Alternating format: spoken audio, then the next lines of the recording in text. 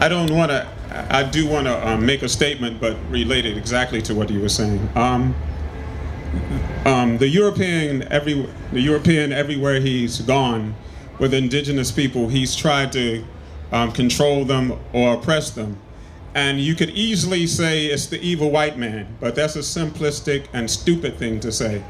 And what I'm saying is that what we haven't studied enough is the anthropological reasons for that behavior that influence the psychology and the philosophical points of view of what happened with the European in relationship to those indigenous people. And just very briefly, the prime example is that when the Europeans came to this country, the native people here, no matter whether they warred against each other, they had a collective ideological point of view, philosophical point of view about the land.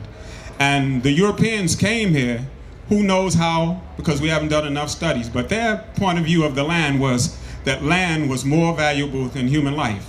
And all the native tribes, no matter whether they warred against each other, had a concept of the land that says, I could no more own the land than the air I breathe. And that point of view of the European is that point of view of the whole evolution and the development of capitalism. And those two philosophical point of views cannot live near each other. So people ask, why were the Indians, why couldn't they just assimilate? All those things you said, they said we can assimilate because you're going to destroy the planet. They said them themselves because you don't believe in replenishing it. So the point I'm making is that that European, with this point of view, said that genocide with that, saying we have to kill them because those two philosophical point of views cannot, now we as people... Okay, thank you. Okay. So you understand? Yeah.